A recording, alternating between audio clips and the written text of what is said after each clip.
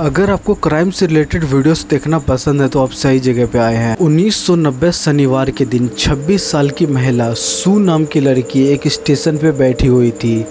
इनके पति से इनका लड़ाई हुआ था और ये अकेली स्टेशन पे बैठ करके रो रही थी। इसे मालूम नहीं था कि अब ये यहाँ से कहाँ जाने वाली है। स्टेशन जो था वो बहुत ही अजीब तरह से खाली था। सू एक जगह बैठ करके रो रही थी और सभी को देख रही थी। इक्का दुक्का लोग ट्रेन पे बैठ रहे थे, ट्रेन जा रहे थे।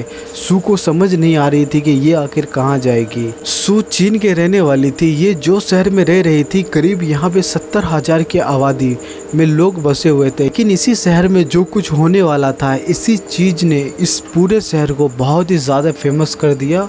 इतना फेमस कर दिया जो आज मैं यहाँ पे बैठ करके आप सभी को बता रहा हूँ। 26 साल की सू स्टेशन पे बैठ के जो रो रही थी, वो ये जानती थी कि ये जो शहर में रह रही थी अपने पति के साथ, इसी शहर में बहुत सारे महिला बरसों से लगातार यहाँ से अचानक गायब हो रही है।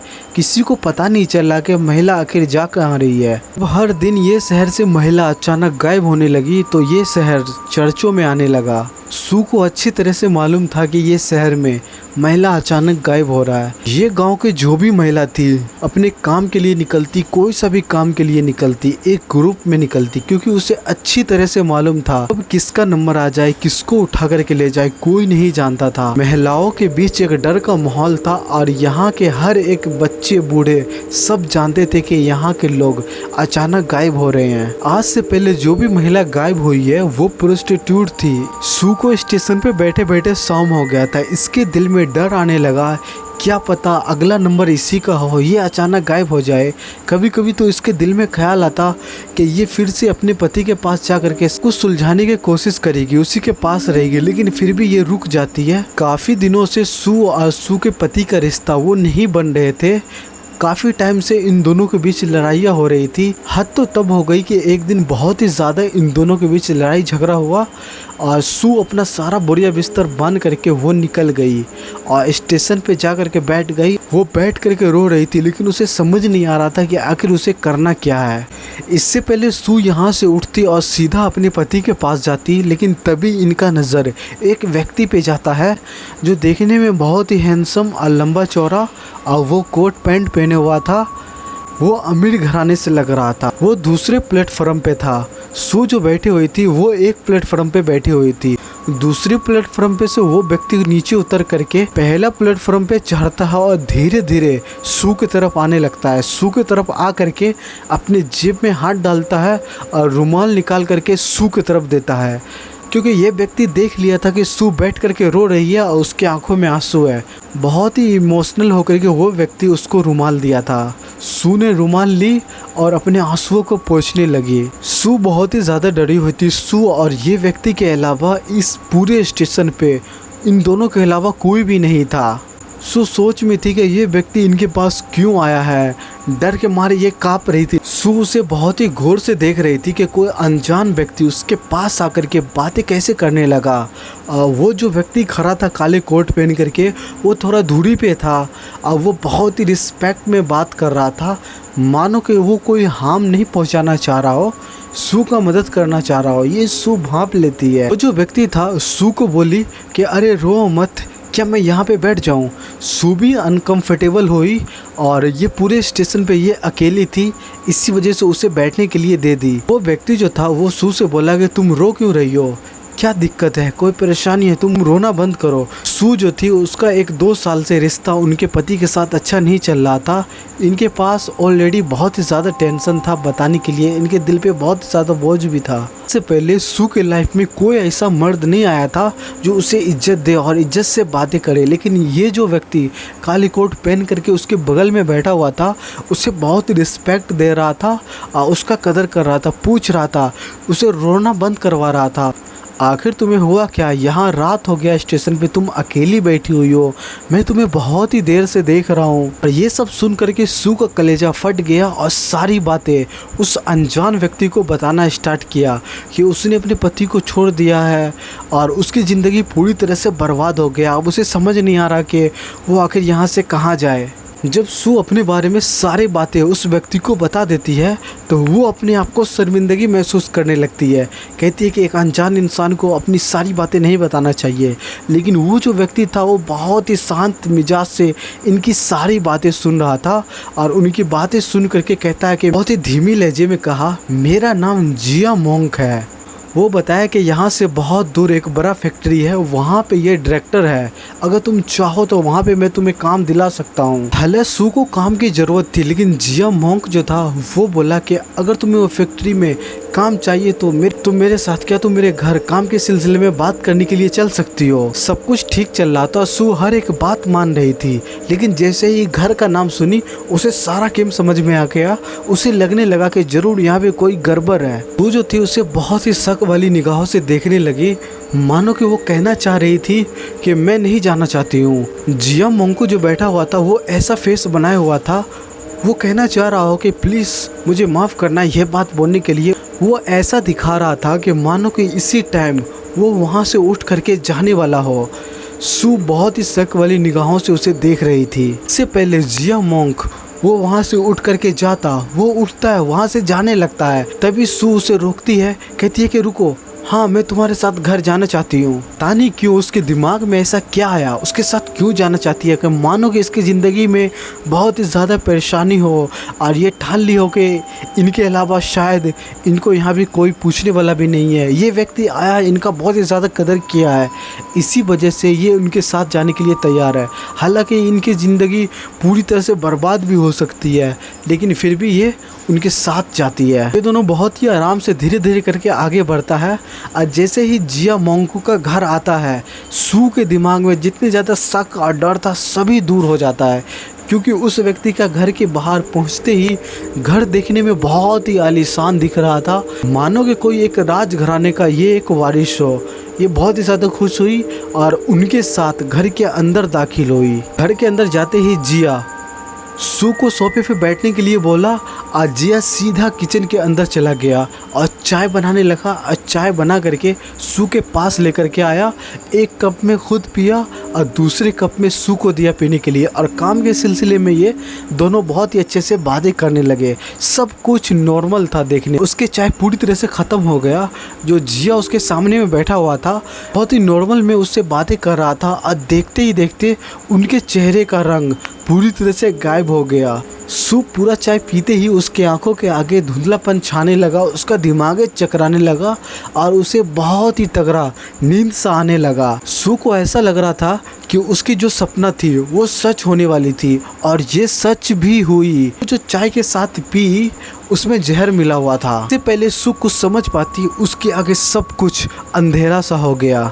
कुछ ही हफ्ता पहले सू का मुलाकात जिया से रेलवे स्टेशन पे हुई थी। उस रेलवे स्टेशन से बस थोड़ा ही दूर एक पुलिस स्टेशन था। वही पुलिस स्टेशन के अंदर एक कपल जो उम्रदराज थे अपने बेटे का गुमशुदगी का रिपोर्ट लिखवाने के लिए आए हुए थे। दो बुजुर्ग जो व्यक्ति का गुमशुदगी का रिपोर्ट दर्ज करवाने के लिए ये पुलिस स्टेशन आया था, वो कोई सू लड़की नहीं थी बल्कि इनका बेटा था। आज से पहले ये शहर में जो भी गायब हुआ था वो सिर्फ फीमेल गायब हुआ था, लेकिन पहली बार इस शहर से कोई पुरुष गायब हुआ था। सू के माता पिता या सू के हस्बैंड सू के गुमशुदगी का रिपोर्ट दर्ज करवाया ही नहीं था। सू के हस्बैंड को ऐसा लग रहा था कि सू उसे छोड़ करके कोई दूसरे मर्द के साथ वो भाग गई है। इसी वजह से सू का पति या कोई भी सू के गुमशुदगी का रिपोर्ट नहीं दर्ज करवाया। बुजुर्ग कपल अपने बेटा का रिपोर्ट दर्ज करवाने के लिए ये पुलिस स्टेशन में आई थी। वहाँ के जो अधिकारी बैठे हुए थे उन्हें कोई फर्क नहीं पड़ रहा था। 6 महीने में इसी शहर से ऑलमोस्ट 20 लड़कियां अचानक लापता हो गई। उसे जमीन निकल गई या आसमान, आज तक किसी को भी कुछ पता नहीं चला। आज से पहले ये शहर से जो भी महिला गायब हुई थी वो सेक्स वर्कर थी, ऑलमोस्ट सेक्स वर्कर थी। लेकिन सू जो गायब हुई वो कोई सेक्स वर्कर नहीं थी। ऑलमोस्ट 21 लड़की और 1 लड़का, टोटल 22 लोग इस शहर से लापता हुए थे। पूरे 6 महीने में यहाँ के पुलिस प्रशासन सभी परेशान थे कि लोग आखिर अचानक जा कहाँ रहे हैं, किसी को कुछ समझ ही नहीं आ रहा था। पुलिस स्टेशन में जो अधिकारी बैठा हुआ था, सभी के गुमशुदगी का रिपोर्ट वो दर्ज तो करता, लेकिन जो सेक्स वर्कर थी, पुलिस वाले को बस यही लगता कि जो भी सेक्स वर्कर यहाँ से गायब हो रही है, लापता हो रही है, वो कहीं लापता नहीं हो रही है, बल्कि ये शहर छोड़ करके कोई दूसरे शहर अपने काम के लिए जा रही है, या कोई खूनी उसका मर्डर कर रहा है। पुलिस को कोई अंदाज़ा नहीं था। ये बुजुर्ग माता पिता का जो बेटा लापता हुआ था, आखिरी बार वो रेलवे स्टेशन पे देखा गया था। पुलिस वाले वो माता पिता को बस दिलासा देता है कि आपका बेटा कहीं चला गया है, वो खुद ही वापस आ जाएगा, लेकिन हम लोग उसे ढूंढने का प्रयास करेंगे। ये व्यक्ति की रिपोर्ट दर्ज करवाने के 6 हफ्ते बाद और 5 लोग लापता हो गए थे, 2 महिला और 3 पुरुष। किसी को भी नहीं मालूम था कि लोग आखिर गायब क्यों हो रहा है, आखिर कहाँ जा रहा है। पुलिस अब ये भी नहीं कह सकता है कि लोग यहाँ से छोड़ करके कोई दूसरे शहर जा रहा है। वो सेक्स वर्कर जो नहीं है वो भी यहाँ से गायब हो रहा है। पुलिस के ऊपर बहुत ही ज़्यादा दबाव था और उसे समझ नहीं आ रहा था कि क्या करना है। इसी वजह से वहाँ के पुलिस अपना डार्क सीक्रेट टीम बनाई और हर जगह पहुँचा दिया। वो रेलवे स्टेशन पे हर जगह अपना टीम भेज दिया और बहुत ही जोरों जोर से अपना काम कर रहा था। बस कैसो भी करके ये बात पता करना है कि लोग आखिर जा कहाँ रहे हैं। लेकिन हैरानी की बात ये थी कि मानो कुछ भी नहीं था, कुछ हुआ ही नहीं हो। लोग कहाँ गया किसी को कुछ पता नहीं चला। पुलिस को ये भी नहीं मालूम चल रहा था कि उन सभी गुमशुदगी आदमी के साथ कहीं कुछ हो तो नहीं गया है। अभी तक उसका किसी का भी डेड बॉडी मिला नहीं था। यहाँ से ऑलमोस्ट 26 लोग लापता हो गए थे, जिसमें से सू, उसका रिपोर्ट अभी तक तो दर्ज हुआ ही नहीं था। सू गिनती में था ही नहीं, लेकिन फिर भी 26 लोग यहाँ से लापता हुए थे। और ये चीज़ पूरे चीन में बहुत ही तेज़ी से वायरल हो गया और सभी के ज़ुबान पे बस एक ही बात था। किसी को भी अगर वो जीना नहीं चाहता था तो लोग उसको बस यही कहता, अगर तुम्हें जीना नहीं है तो तुम वहाँ चले जाओ। हर लोग ये मानने लगे थे कि वहाँ पर ज़रूर कोई सीरियल किलर है जो लोगों को मार करके उसे बुरी तरह से निपटा रहे हैं। ये केस इतना बड़ा बन गया था, ये देश छोड़ करके दूसरे देश में भी ये बहुत ही तेज़ी से फेमस होने लगा। आज सभी के ज़ुबान पे बस इसी गांव के बारे में नाम था कि उस गांव में लोग अचानक गायब हो रहा है। वही गांव से नहीं बल्कि उसके अगल बगल और भी गांव, स्टेशन से और भी ज़्यादा लोग अचानक बहुत ही ज़्यादा मात्रा में वो गायब होने लगा। तो किसी का कुछ पता नहीं कि लोग आखिर गायब तो हो रहा है, आखिर वो जा कहाँ रहा है, उसका कोई नामो निशान नहीं मिल रहा था। पहले तो करीब 6 महीने पे 5 या 6 लोग गायब हुआ करते थे। इस शहर में आज गायब हुआ, दूसरी शहर में फिर गायब हुआ, तीसरी शहर में गायब हुआ। इसी तरह से बहुत ही ज़्यादा मात्रा में लोग गायब होने लगे थे। अभी तक ऑलमोस्ट पूरे शहर में 30 लोग लापता हो गए थे। पुलिस के पास कोई भी सबूत नहीं था। 22 अक्टूबर 1991 को सब बदल गया। 1 साल पहले सू का मुलाकात रेलवे स्टेशन पे जिया से हुआ था। जिया सू को अपनी बातों में फुसलाया और अपने घर ले गया और नशीली चाय पिलाया था। सू जो रेलवे स्टेशन से गायब हुई थी, उस रेलवे स्टेशन से 1000 मील दूर पुलिस प्लेटफॉर्म है, वहाँ पे यात्रियों को रोक रहे थे पुलिस वाले। जो भी लोग आ रहे थे उसके बस्ते को चेक कर रहे थे, कोई भी यात्री कोई इलीगल चीज़ ले तो नहीं जा रहे हैं। ये पुलिस प्लेटफॉर्म पे जो चल रही थी वो लापता लोगों से कोई लेना देना नहीं था। रोज की तरह रूटीन चल रहा था। सारे यात्री लोग अपना बोरिया बिस्तर बांध करके गुजर रहे थे, सारा सामान चेक करवा रहे थे। वहाँ पे जो भी स्टाफ था, सारे स्टाफ में से एक स्टाफ का एक व्यक्ति पे नज़र जाता है जो दूर वहाँ पे एक बैग लेकर के खड़ा था। वो व्यक्ति बहुत ही ज़्यादा खूबसूरत था, वो सूट बूट में था और बहुत ही ज़्यादा हैंडसम दिख रहा था। पुलिस उस व्यक्ति को देख ही रहा था, लेकिन वो जो व्यक्ति था जो सूट बूट में बहुत खूबसूरत आदमी, वो बहुत ही अजीब तरह से पुलिस को देख करके उसके दिल में कुछ डर सा लगा। धीरे से झुका, अपने पास जो सूटकेस रखा था उसको उठाया और धीरे से सीधा होकर के सीधा चलने लगा। और उसके साथ 2 व्यक्ति और था उनके पीछे, वो भी उसी तरह से करते हैं। वो दोनों अपना सूटकेस उठाते हैं और जो खूबसूरत आदमी आगे आगे जो तेज़ी से निकल रहे थे पुलिस को देख करके, उसी के पीछे ये दोनों सूटकेस ले करके निकलने लगता है। ये देख करके जो पुलिस उस खूबसूरत आदमी को देख रहा था, पुलिस वाले के दिमाग में घंटी बजती है और एक शक पैदा होता है।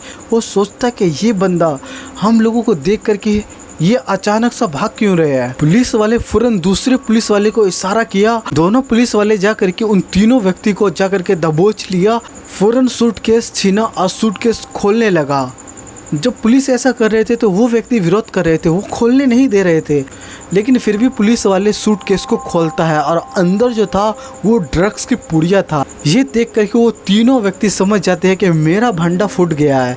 अब पुलिस वाले उनसे पूछते रहते हैं कि बताओ ये ड्रग्स कहाँ से लाए हो, कहाँ ले जा रहे थे, लेकिन वो व्यक्ति तीनों व्यक्ति कुछ नहीं बोलते। पुलिस वाले तीनों को अपने हिरासत में ले लेते हैं। पुलिस वाले ने उन तीनों से आईडी मांगा। ये तीनों अपना आईडी दिया। वो जो खूबसूरत व्यक्ति सूट बूट में जो था वो कोई और नहीं, जिया मोंकी था। वो भी अपना आईडी देता है। जिया मोंकू वही व्यक्ति था जो सू को अपने घर ले गया, नशीली चाय पिलाया। पुलिस वाले और यहाँ पे सारे स्टाफ, सारे पुलिस वाले को कुछ नहीं मालूम था कि ये लोग कौन है, कहाँ से है। बस यही समझ रहे थे कि बस ये एक ड्रग्स का मामला है, ये तीनों ड्रग्स के तस्करी कर रहे थे, इसमें इन तीनों पकड़ा गया है। सबसे पहले पुलिस वाले जिया मोंको से अच्छे से पूछताछ करते हैं, लेकिन जिया जो है वो बोलने के लिए साफ साफ मना कर देते हैं। वो अपने मुँह पे ताला लगा लेते हैं। लेकिन जो दो व्यक्ति था उनसे भी पूछताछ करते हैं, लेकिन उनमें से एक व्यक्ति वो टूट जाता है और बताना स्टार्ट करते हैं। पुलिस वाले को बस यही लगता है कि हाँ ये ड्रग्स के बारे में ये बात करेंगे और बताएंगे कैसे ड्रग्स कहाँ से लाए हैं, कहाँ ले जा रहे थे, इसमें और कौन कौन है। जब पुलिस वाले को लगा कि ये व्यक्ति टूट रहा है तो और ज़्यादा दया दिखाया, उसे कंबल उम्बल दिया, खाने के लिए दिया, बोला कि कोई बात नहीं, तुम आराम से बताओ, जाओ पहले आराम करो। पुलिस वाले वहाँ से जैसे ही जाने वाले थे वो व्यक्ति पुलिस को रोकता है, कहता है कि साहब इस सारे ड्रग्स को आप सेट कर दीजिए, जिया मोंगो के घर पे चाहिए, ये ड्रग्स सब कुछ भूल जाइएगा। अगले दिन नहा के पुलिस स्टेशन में एक कॉल आया। उस पुलिस स्टेशन में जो था वो जैंग फोन उठाया था। उस पुलिस वाले को बताया जाता कि तुम्हें जिया मोंगो के घर पे जा करके देखना चाहिए। जब जैंग ने उस पुलिस वाले की बातें सुनी तो जैंग की आंखें चौड़ी हो गई। ये सारी चीज उन सारे लोगों से, गायब हुए लोगों से जुड़ी हुई थी। जोंग ने ये सुनकर के फोन रखा और अपनी सारे टीम को इकट्ठा किया, फोरेंसिक टीम को बुलाया और सभी को जिया के घर पे सीधा भेज दिया। 50 से भी ज़्यादा पुलिस की टीम जिया के घर के बाहर जाकर के खड़ा होता है। वो देखता है कि घर बाहर से बहुत ही सुंदर। उनके दिमाग में जो भी शंका था मानो कि सब दूर हो गया। सारे टीम वाले सोचे मुझे क्या है, बस घर के अंदर जाना है। घर बाहर से बहुत ही ज़्यादा खूबसूरत था। सारे टीम एक एक करके, फोरेंसिक टीम घर के अंदर जैसे ही जाता है, घर के अंदर एक बहुत ही अजीब गंध महसूस होता है। हालांकि घर के अंदर सब कुछ साफ सुथरा था, लेकिन फिर भी घर के अंदर से बहुत ही अजीब, बहुत ही बदबू कर रहा था, जैसे कि कुछ सड़ रहा हो, मानो कि कुछ बहुत ही बुरा हुआ हो। सारे पुलिस वाले, फोरेंसिक टीम घर के अंदर का लाइट जलाते हैं, एक तरफ जाते हैं जिस तरफ से बहुत ही ज़्यादा बदबू आ रहे थे। वहाँ पे गेट लगा हुआ होता है। पुलिस वाले फौरन गेट को खोलते हैं। अंदर चारों तरफ अंधेरा, कमरा बहुत ही ज़्यादा अंधेरा था। लाइट जलाने के बाद इन सभी को मालूम चलता है कि ये एक बेसमेंट है। बेसमेंट से सारे पुलिस वाले धीरे धीरे करके वो नीचे जाते हैं। नीचे इतनी ज़्यादा बदबू होता है, सारे पुलिस वाले अपने कपड़े से नाक को बंद कर लेते हैं, लेकिन फिर भी कुछ पुलिस वाले को इतना ज़्यादा गंध महसूस होता है कि वो बेसमेंट से सीधे फ़ौरन भागता है। कुछ पुलिस वाले डर भी जाते हैं, कहीं जहरीला गैस तो नहीं आ रहा है। बेसमेंट के नीचे उतरने के लिए सारे पुलिस वाले गैस मास्क एक एक करके सब अपने मुंह पे लगा लिया और धीरे धीरे करके बेसमेंट के नीचे उतर गया। नीचे जाने के बाद सब कुछ सामान्य दिख रहा था, लेकिन फिर भी बहुत ही ज़्यादा तेज़ बदबू आ रहा था। सारे पुलिस वाले नीचे खोज ही रहे थे कि बदबू आखिर आ किधर से रहा है। तभी एक पुलिस वाले का एक नज़र जाता है। एक बेसमेंट के बीच में एक बड़ा सा गड्ढा था और ऊपर से तख्ता लगा हुआ था और तिरपाल पड़ा हुआ था। पुलिस वाले सब मिल करके तिरपाल को हटाते हैं और एक एक करके तख्ता हटाते हैं, जिससे मालूम चलता है कि ये एक बड़ा सा कुआं है। वहाँ पे दूसरी साइड एक टेबल भी रखा हुआ था, जहाँ पे बुक बहुत सारा कैसेट रखा हुआ था, कैमरा भी रखा हुआ था। जब पुलिस वाले वो कैमरा को देखना स्टार्ट करते हैं तो उनका दिल मानो सा फट सा गया, दिल दहल जाता है। कुआं के अंदर जो भी कुछ था और जो भी कुछ चल रहा था, ये समझने के लिए हमें 1 साल पीछे जाना पड़ेगा। सू का मुलाकात रेलवे स्टेशन पे जिया से हुआ। जिया ने उसे फुसला पनिया करके सू को अपने साथ काम दिलाने के बहाने काम के सिलसिला के लिए अपने घर ले गया और उसे चाय बना करके दिया पीने के लिए। सू चाय पीते ही वो फ़ौरन बेहोश हो गई। उसकी आंखों के आगे अंधेरा छा गया। इत्तेफाक मानो सू जो थी वो चाय पीने के बाद, जहरीला चाय पीने के बाद वो पूरी तरह से मरी नहीं थी, बल्कि कुछ देर बाद उनकी आँख खुली। उनकी आंखों के सामने चारों तरफ अंधेरा था। वो एक गड्ढे में थी। वो महसूस करना चाह रही थी कि वो थी कहाँ पे। वो अपना दोनों हाथों से ऐसे करके चेक कर रही थी।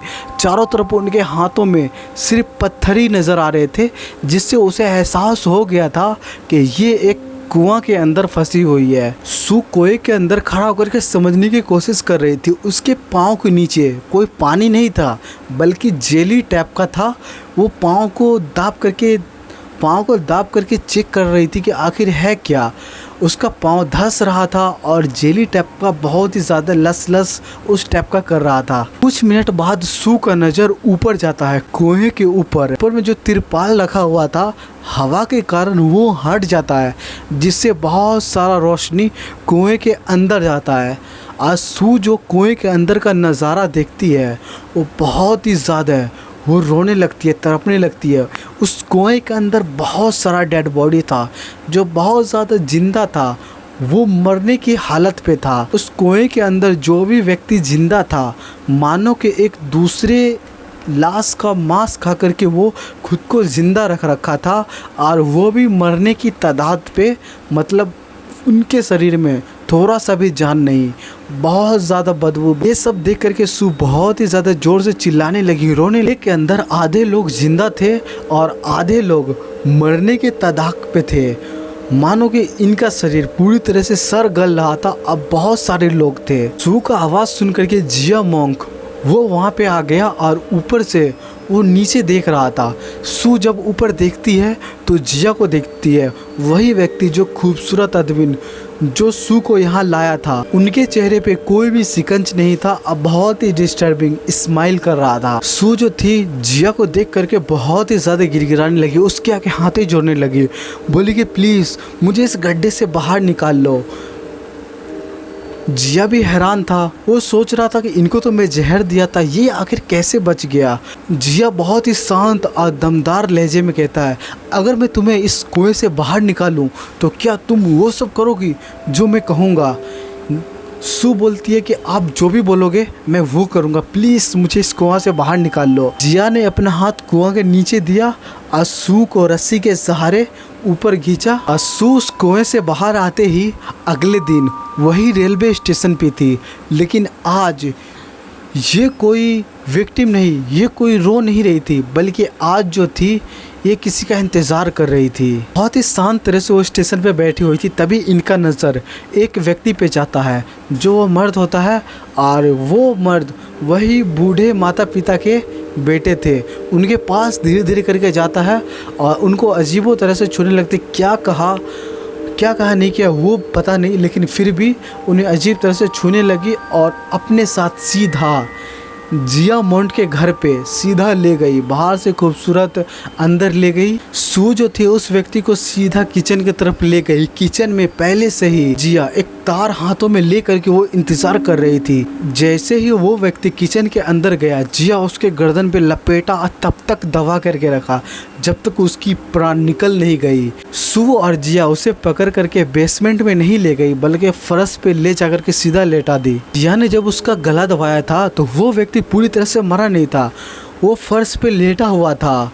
सू जो थी फौरन कैमरा लेकर के आती है और सेटअप करती है। जिया रिकॉर्डिंग करने लगता है और सू जो थी उसको मालूम था कि आखिर उसे क्या करना है। जो व्यक्ति लेटा था फर्श पे, उसके सीने पे चढ़ करके वो कूदने लगती है। वो हालांकि वो पूरी तरह से मरा नहीं था और उसे बहुत ही पागलों की तरह कूद रही थी, खेल रही थी उनके। सू जो थी वो कैमरे की तरफ देखती है और सारा चीज़ रिकॉर्ड हो रहा था। जिया रिकॉर्डिंग कर रहा था, उनसे बातें भी कर रहे थे और हंसी मजाक कर रहे थे। सू जो थी एक चाकू निकालती है, नाइफ, और जो व्यक्ति के बॉडी पे कूद रहा था उस व्यक्ति के सीने में सीधे घोंप देती है। घोंप घोंप करके बहुत ही बेरहमी से उसे जान से मार देती है। जब मैं रिकॉर्डिंग कर रहा हूँ दोस्तों तो बहुत ही ज़्यादा डरावना आवाज़ आ रहा।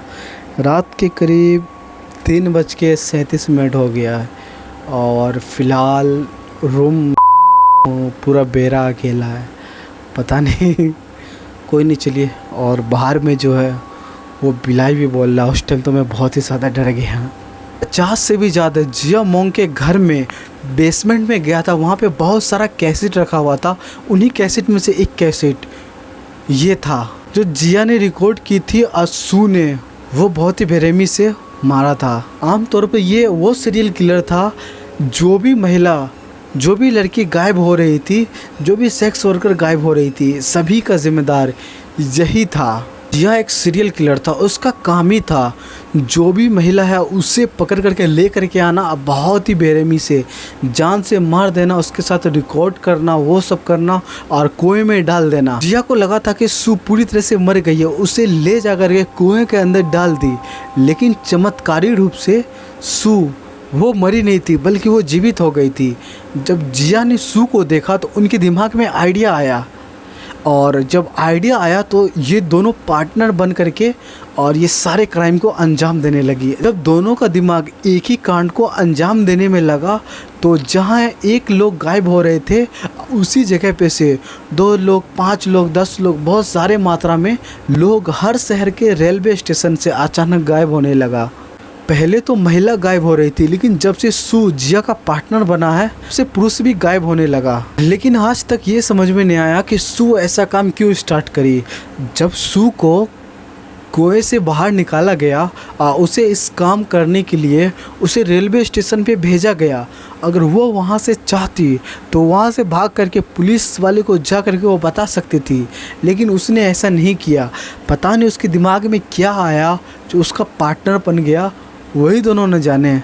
अगर सोचने वाली बात यह है, जब ये दोनों पार्टनरशिप में किलर बन गए थे तो सू 2 और लोगों को जोड़ लिया था अपने गैंग में। वो 2 भी जा कर के रेलवे स्टेशन पे लोगों को पकड़ करके ले करके आता। वो लोग भी चाहता तो पुलिस के पास जा सकता था और बता सकता था, लेकिन वो लोग भी ऐसा नहीं किया। पता नहीं ये लोग जिया के वश में क्यों था। लेकिन अक्टूबर 1991 तक ये सिलसिला चलते रहा। पुलिस वाले लोग सुरक्षा जांचों के लिए सारे यात्रियों का सामान चेक कर रहे थे, रोज के रूटीन की तरह। पुलिस वाले को अगर 3 व्यक्ति पे शक नहीं होता तो ये सीरियल किलिंग शायद चलता ही रहता। पुलिस वाले ने जब तीनों को पकड़ करके ले गया था, जो सच बोलने वाली थी वो थी सू।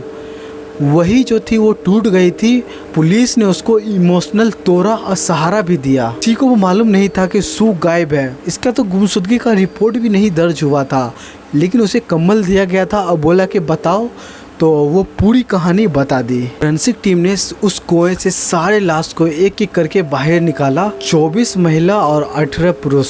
सारे बॉडी को फोरेंसिक और अंतिम संस्कार के लिए भेज दिया गया। अंत में जज ने जिया और उनके साथी को मौत की सजा सुनाई, जिसमें सू भी शामिल थी। 24 जनवरी 1992 को इन सभी को मार दिया गया। नहा शहर आज भी उतना ही बदनाम है जितना पहले था।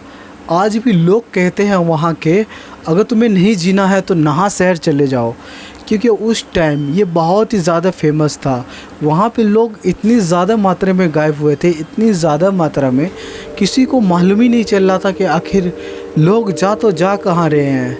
सभी को अंदाज़ा था कि कोई सीरियल किलर है, लेकिन शक कोई नज़र तो नहीं आ रहे थे ना, कोई डेड बॉडी नहीं मिल रहा था। तो पुलिस वाले कैसे पता अंदाज़ा लगाते। सॉरी कोई बात नहीं। दोस्तों आपने देखा, जब मैं रात को रिकॉर्ड करता हूँ तो पता नहीं भाई क्या होता है। कभी कभी तो फीलिंग होता है। अभी टाइम कितना हो गया वो देख लेता हूँ। 3:51, मतलब 4 बजने वाला है। लोग खुल जा। 3:51 मतलब 4 बजने वाला है। मैं करीब 11 बजे बैठा था रिकॉर्डिंग करने के लिए और पूरा 4 बजने वाला है। जाने से पहले मैं यही कहना चाहता हूँ कि मैं जाने से पहले ये कहना चाहता हूँ कि अगर आपके सर्कल में कोई एक मैच्योर बंदा है जो मेरा वीडियोस देख सकता है, उसे आप दिखाइए, उसके पास भेज दीजिए, हो सके बस देख ले। और हाँ, मुझे अगर इस गरीबी के दलदल से निकालना चाहते हो तो यार सपोर्ट कर दो, चैनल को सब्सक्राइब कर दो। कोई बात नहीं यार।